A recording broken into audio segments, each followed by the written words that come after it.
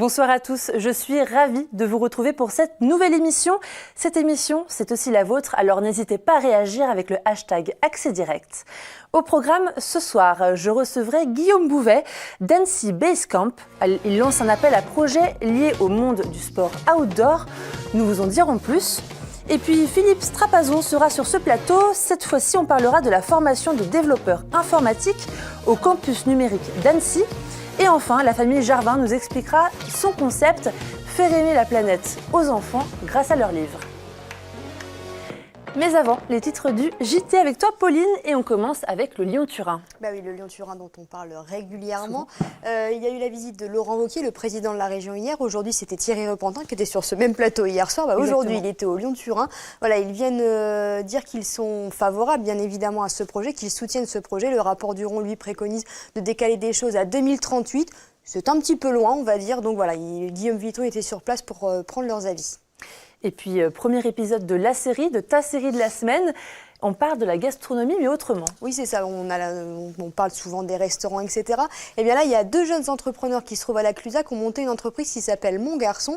Et ils vous livrent en fait sur les pistes vos sandwichs, vos hot dogs et même vos pizzas. Donc voilà, je les ai rencontrés du côté de la Clusaz, à découvrir tout à l'heure dans le JT, début de la série. C'est plutôt sympa. Merci Pauline. Tu reviens tout à l'heure pour la revue de presse. Et puis, il est temps pour moi de recevoir mon premier invité du jour.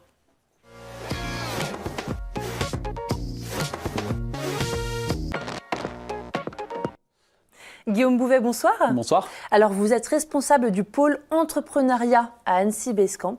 Oui, le pôle entrepreneuriat d'OSV, au sein d'Annecy Basecamp. Outdoor Sport Valais, exactement. L'association.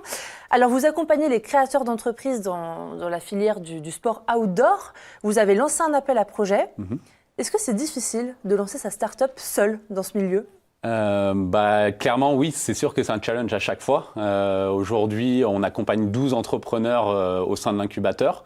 On en a vu passer plus que ces 12 que nous suivons actuellement, donc certains ne vont pas forcément au bout de leur projet. Donc on est là pour leur donner les moyens, les outils, leur ouvrir notre réseau pour les aider à avoir un succès dans la création de leur entreprise.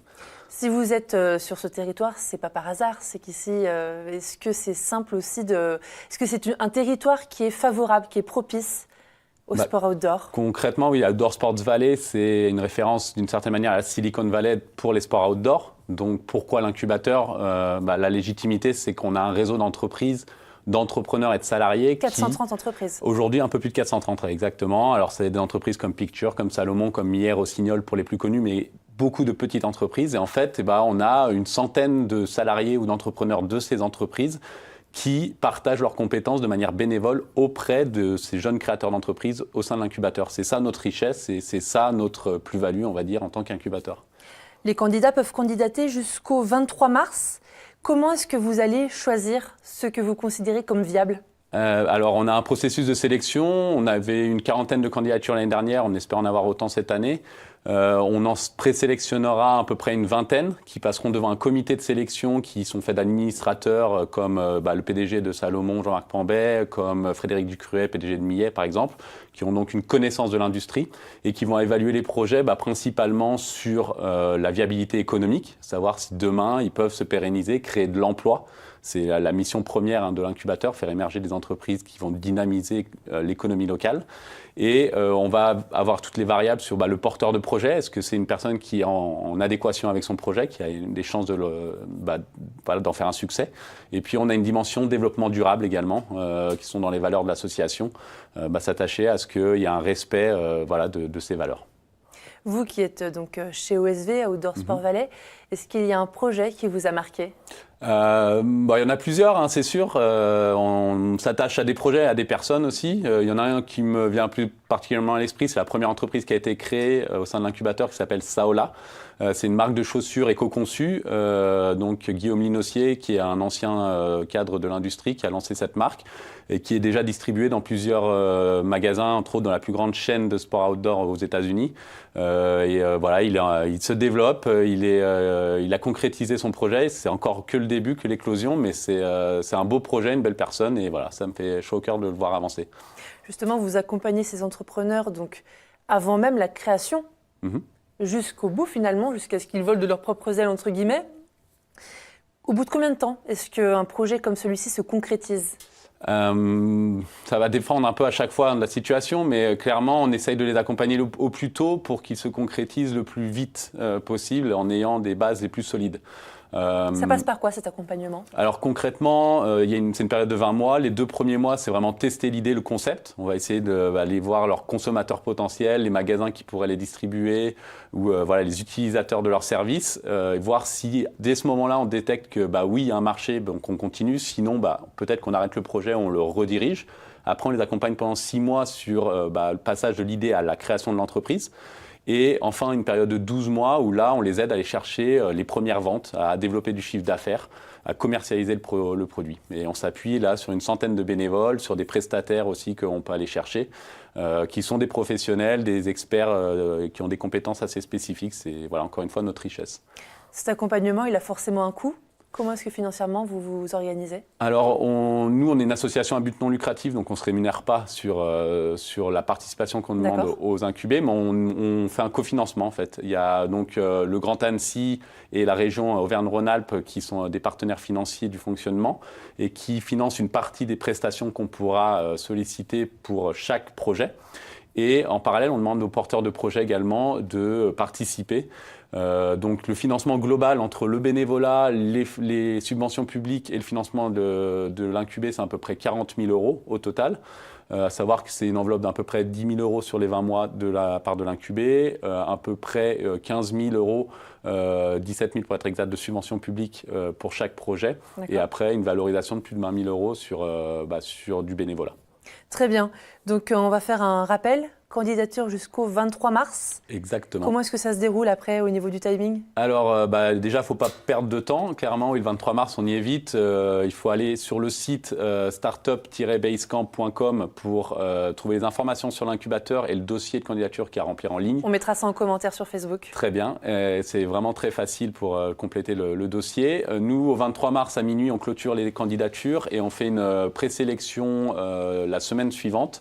Et le comité de sélection, lui, se réunira mi-avril à peu près. Donc, et on intégrera la promotion, la 3e, donc avec, on espère, 12 nouveaux projets à la mi-mai. Eh bien, très bien. Mais merci beaucoup d'avoir été sur ce plateau. De rien. Je vous laisse rejoindre la régie. Oui. Merci à bientôt. À vous. Au revoir. Et puis, il est temps de la chronique On en parle.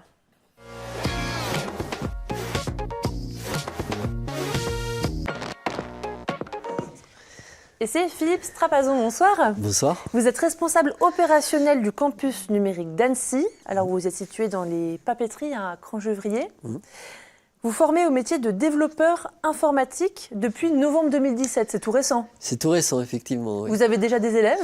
Oui, on a déjà 15 élèves stagiaires au sein de la première promotion de cette formation. Alors dites-moi, comment est-ce qu'on peut être candidat pour intégrer votre campus ? Alors pour être candidat, il y a une grosse phase de sélection. Pour cette première promotion, on a été aidé par notre partenaire institutionnel qu'est Pôle emploi, qui a fait un peignage auprès de plus d'une centaine de candidats qui étaient appelés à candidater via un pitch vidéo de 2 minutes 30 et une lettre de motivation accompagnée du CV. Donc il faut absolument passer par Pôle emploi pour intégrer ce campus ? Oui, puisque en fait, l'idée qui est portée par le campus numérique, c'est d'aller chercher un public un petit peu décalé, puisqu'on s'adresse principalement à des demandeurs d'emploi, des gens en reconversion professionnelle.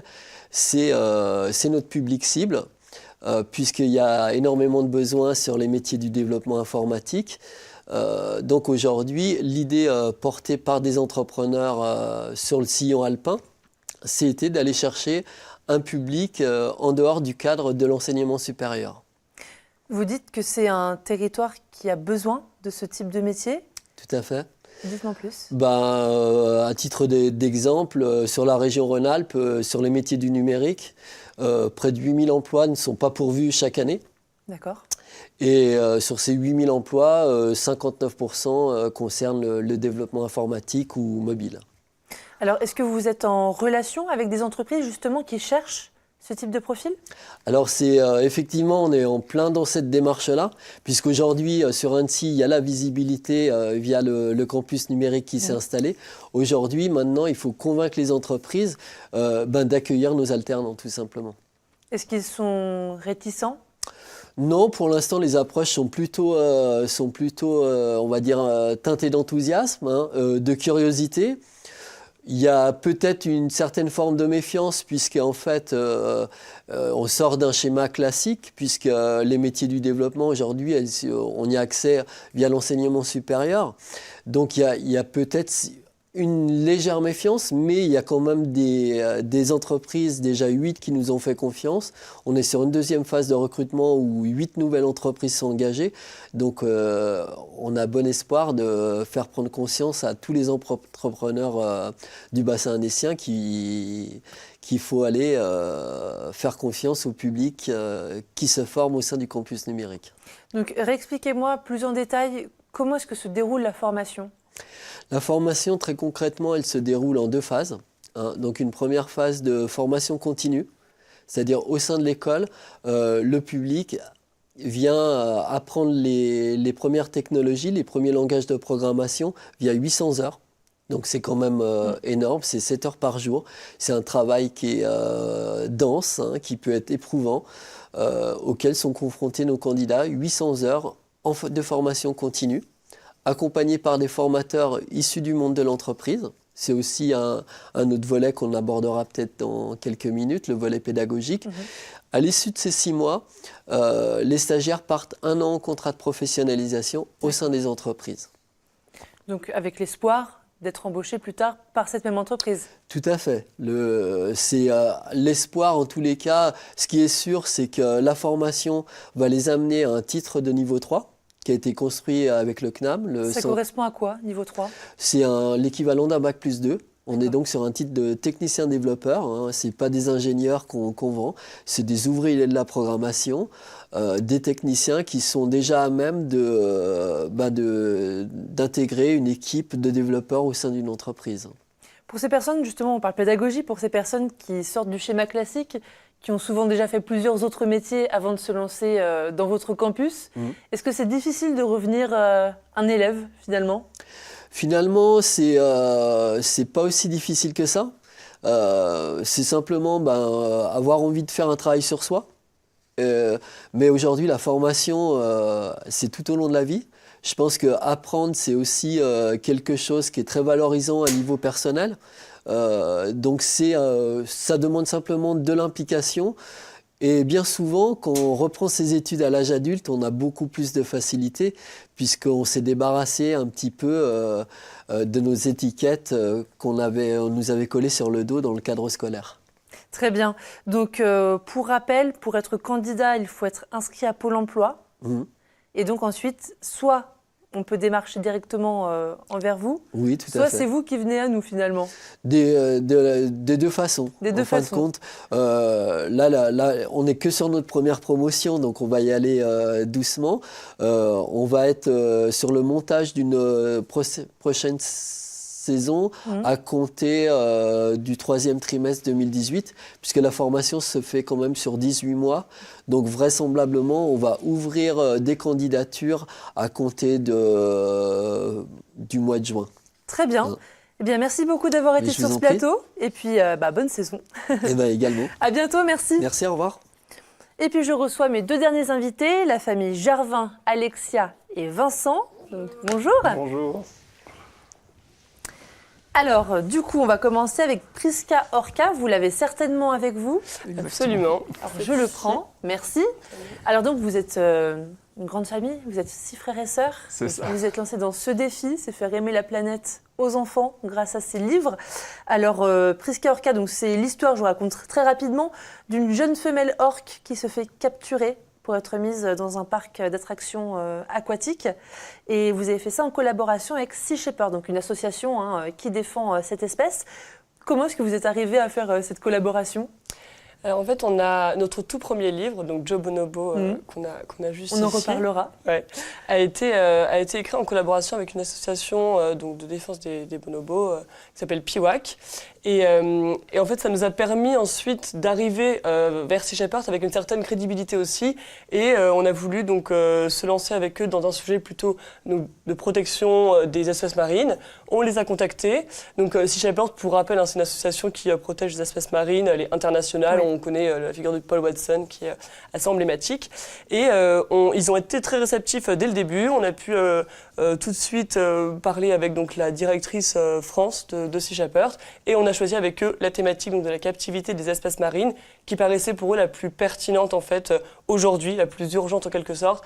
Et donc on a tout de suite pu se lancer dans un livre et ça a été un coup de pouce réel au sens où déjà Sea Shepherd est quand même mondialement connu, donc tout de suite on a eu là encore une légitimité auprès du public, des librairies, etc. Et on a pu en fait assister à pas mal d'événements sur la thématique grâce à Sea Shepherd. Donc, qui vous a inspiré du coup?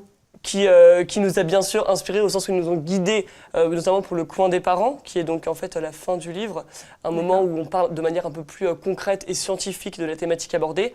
Donc évidemment pour nous, ça a permis de bien compléter l'idée qu'on avait à l'origine. Ouais. Et parce que ce sont vraiment de réelles histoires, avec vraiment, il y a vraiment un fond, quoi. Exactement. Il y a un personnage emblématique, donc Priska Orca, Joe Bonobo, une aventure avec une fin happy end toujours.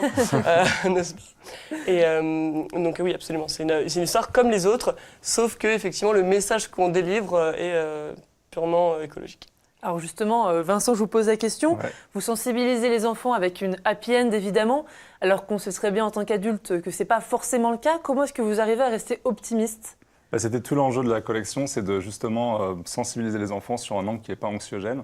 Donc en fait, moi j'ai 2 enfants de 4 et 6 ans et en fait on trouve beaucoup de documentaires sur plein de sujets, mais souvent c'est un petit peu, ça fait peur aux enfants, la planète va s'arrêter de tourner demain, etc. Donc le but pour nous c'est de les sensibiliser et puis de laisser un message à la fin pour dire il y a de l'espoir, vous pouvez agir, vous pouvez faire des choses pour justement ces thématiques et on va faire d'autres thématiques par la suite, mais on ne peut pas se dire qu'il n'y a plus d'espoir. Voilà, donc ça veut dire que vous avez encore de l'espoir par rapport à tout ça. Oui. Ce serait difficile. Donc effectivement, Joe Bonobo par rapport à l'espèce, donc Priska Orca par rapport au milieu aquatique. Vous avez encore une nouvelle histoire que vous allez nous présenter dans quelques minutes. Vos livres sont fabriqués en France, donc les 3 livres fabriqués en France, ils sont éco-responsables, traduits dans 3 langues. Comment est-ce que vous avez réussi à toucher le public justement au niveau international ? Alors l'idée justement, donc on a fait un concept qui était un projet de financement participatif et donc l'idée dès le départ pour nous, on s'est dit c'est des thématiques qui doivent parler à tous les enfants de la planète. Donc on ne se voyait pas faire un livre, on va dire, pour une clientèle franco-française et on se dit que les livres, on aimerait les distribuer au maximum, du monde. Voilà, via les associations, etc. Et puis il y a une deuxième thématique qui nous est chère parce qu'on a toujours eu cet ADN international dans ce projet, c'est de permettre aux parents de lire des livres dans de nouvelles langues qui ne sont pas français, anglais, espagnol, voire allemand demain, pour justement apprendre aux enfants ces nouvelles langues. Donc il y a ces deux thématiques qui plaisent beaucoup d'ailleurs aux libraires, aux parents, parce qu'il y a très peu d'éditeurs qui se lancent là-dedans. Et vous êtes d'ailleurs distribué dans plusieurs points. Oui. Si on les cite, il y a 2 sites, Biocop, même vous disiez une épicerie zéro déchet à Annecy, Day by Day. On salue Adeline. Et qui était sur ce plateau la semaine dernière d'ailleurs. Voilà. Et puis après Fnac, plusieurs libraires indépendantes, que ce soit Annecy, Grenoble, toute la région. On a eu un très bon accueil des libraires. On s'est vraiment lancé dans la diffusion en octobre, donc c'est très frais. Oui. Et en fait, sans être des professionnels de l'édition, on a eu un très bon accueil. On ne pensait pas que c'était possible d'être présent à la Fnac, y compris à Paris, Lyon, etc. Justement, on va passer à l'exclu. Donc, le nouveau livre, Roxana et le renard en danger. Alors, vous l'avez avec vous. On donne un petit visu de la couverture qui est tout à fait présente ici. Et donc, on a effectivement le projet donc, de lancer un 3e livre et il est quasiment abouti maintenant avec une autre association d'ailleurs. On ne peut pas savoir qui. Alors si, on l'annonce officiellement aujourd'hui. Voilà, c'est ça. En fait, ces partenariats avec Piwak ou Sea Shepherd nous ont amené à une autre association qui s'appelle One Voice, qui est très très connue pour la protection animale, suivie par, je crois, un demi-million de personnes sur les réseaux sociaux. Et donc, eux nous ont suggéré un livre qui serait sur cette thématique de l'écosystème de la forêt et le rôle du renard. Donc, il y a aussi beaucoup de médiatisation autour de ça. Donc, ce livre, à travers les aventures de Roxana, qui est un personnage qu'on retrouve dans Joe Bonobo, dans le premier livre, les enfants vont comprendre l'importance du renard, l'écosystème, la chaîne alimentaire, et on finit toujours par le coin des parents qui est co-rédigé avec One Voice. Voilà, One Voice. Très bien, Voilà. très bien. Donc on peut le précommander sur Internet, me Exactement. semble-t-il, Voilà. c'est ça? Précommande Absolument. sur notre site et sur le site de One Voice, et il sera disponible dans librairie et chez toutes les personnes qui ont précommandé début avril. Et on salue Alterosac donc pour le petit partenariat qu'on a Puisque créé c'est eux avec eux. qui... Alors non, Ah non, Alterosac, non, c'est une marque pour de le textile. cadeau, le petit cadeau, c'est ça? Absolument, c'est pour les précommandes. Pardon. Une marque de Oh. textile zéro déchet, made in Haute-Savoie, D'accord. qui collabore avec nous sur cette phase de précommande. Et on va offrir un étui pour brosse à dents customisé, zéro déchet, donc pour inciter les enfants, c'est ça le but pour nous aussi, d'inciter les enfants à s'intéresser au zéro déchet, à ce genre de choses. Et donc on offre ça effectivement pendant les précommandes. Et puis, nouveauté aussi sur le livre. Ouais. Donc on a un aspect trilingue, comme on l'a dit, qui était prégnant, mais pour l'instant que français, anglais, espagnol. Oui. Sauf que Roxana sera également traduit en allemand. Donc on ajoute une petite option. Voilà. Très bien. Deux versions, et sachant qu'on est très présent en Suisse également, donc Voilà. ça sera intéressant de tester ça. Alors, outre donc, la sortie prochaine du dernier livre, est-ce que vous avez d'autres projets? Effectivement, donc le Des but, rêves. voilà, on n'est pas des professionnels de l'édition à la base, même si on a réussi à faire quelque chose d'assez abouti. Mais le but pour nous, c'est de regarder toutes les initiatives possibles pour toujours sensibiliser les enfants à la protection de la planète sur un angle ludique. On a des personnages aujourd'hui qui sont très appréciés des enfants, donc comment les réutiliser dans d'autres contextes, pour d'autres choses. Donc on l'a vu avec cet étui pour brosse à dents zéro déchet, ça pourrait être d'autres choses. par la L'idée, suite. c'est effectivement de rendre les personnages plus emblématiques à travers des produits, entre guillemets, dérivés, pour permettre aux enfants de s'identifier, de créer de nouveaux héros de l'écologie donc, dans ce cadre. Eh bien, écoutez, merci beaucoup. Merci Merci d'avoir à été avec vous. moi sur ce plateau. Je vous laisse rejoindre la régie. Très bien. Merci. Merci. À vous. Merci. Au revoir. Je vous rends votre Merci livre. beaucoup. Merci. À bientôt. Merci. Au revoir, à bientôt. Et puis Pauline me rejoint pour la revue de presse et le rappel des titres. Pauline, la coopérative laitière de Beaufort-sur-Doron investit 7 millions d'euros. Et oui, 7 millions d'euros, ce n'est pas rien. Ils avaient déjà investi il y a 3 ans 2,3 millions d'euros dans de nouvelles caves et cette fois-ci, ils refont totalement la salle consacrée au Beaufort. Donc je parlais de raclette hier, donc c'est toujours dans la même thématique. Tu me régales. C'est la thématique fromage cette semaine. Alors le chantier a débuté en septembre, il devrait s'achever là prochainement fin février, début mars. Pendant ce temps-là, la fabrication elle a été transférée dans un atelier provisoire et à côté de la coopérative. Et depuis, le circuit de visite qui affiche tout de même une fréquentation de 100 000 personnes à l'année, c'est pas rien, ça attire les vacanciers. Ils ont vu le chantier en cours, les cuves vides, mais 2 fois plus large cette fois-ci que les précédentes. Et une chaîne de production cette fois-ci automatisée. Alors le savoir-faire des hommes et la bonne herbe que les vaches mangent, elle, ne change pas. C'est toujours la clé d'un bon Beaufort. Mais la profession a compris qu'il fallait se moderniser pour l'avenir. Il faut notamment rendre moins pénible un certain nombre de tâches, de la collecte du lait chez les producteurs en montagne à la manipulation des meules dans l'atelier de fabrication. Voilà comment on fabrique le Beaufort pour les fondus et les raclettes et se régaler. On n'a pas fini d'en manger. Bah non. Et Olivia, on parle de la mort d'un SDF. Exactement. Donc on en parle dans Ouest France. Donc on apprend qu'un froid de la Sibérie est allé de moins 10 à moins 18 degrés en ressenti. Et puis sur le site de France Bleu Pays de Savoie, cette fois-ci, on n'en sait plus sur la victime. Alors c'était un sans-abri de 53 ans dont le corps a été retrouvé dans un champ près d'Aix-les-Bains. Alors selon l'article, c'était une figure locale qui avait l'habitude d'être devant les supermarchés, donc les habitants le connaissaient. Le maire de Grésy-sur-Aix a été ému de ce décès, c'est là où on a retrouvé cet homme dans un champ. Il a témoigné au micro de France Bleu. Je cite, « On savait malheureusement que son état de santé allait s'aggraver. Il était dur à localiser et il refusait notre aide. C'est terrible. » Pour l'instant, on ne sait pas vraiment si c'est le froid qui a tué cet homme, rien de sûr. Mais c'est finalement une bonne façon de rappeler que si vous voyez un sans-abri en difficulté avec le froid qu'il fait, et même d'ailleurs peu importe quand, toute l'année, il faut contacter le 115 absolument. Ça évite ce genre de drame. On en fera d'ailleurs un gros point tout à l'heure en début de JT. On rappellera sur ce plan grand froid et extrême froid, parce qu'il fait effectivement très froid dehors. Exactement, et donc ne pas hésiter, je le rappelle, le 115, c'est un numéro qui peut sauver des vies. Et puis un dernier rappel des titres, Pauline, et on parle de Lyon-Turin. Oui, le Lyon-Turin, Laurent Wauquiez, le président de la région, et Thierry Repentin, conseiller régional, étaient en visite. Laurent Wauquiez hier, Thierry Repentin aujourd'hui sur ce Lyon-Turin pour réaffirmer leur soutien au projet. On le sait, le rapport Duron préconise de décaler à 2038 une partie du chantier. Eux, ils n'en veulent pas, donc on fera le point dans le JT. Et puis ton premier épisode de la série, la gastronomie autrement. On ira voir 2 jeunes entrepreneurs à Laclusa, ça s'appelle Mon Garçon, et ils te livrent, Olivia, ton sandwich et même ta pizza sur les pistes. Donc plus besoin de faire la queue au restaurant, ils vous l'amènent directement sur les pistes, au bord, avec une superbe vue à Laclusa. Donc on découvrira ça tout à l'heure. Une bonne raison d'aimer le ski. Exactement.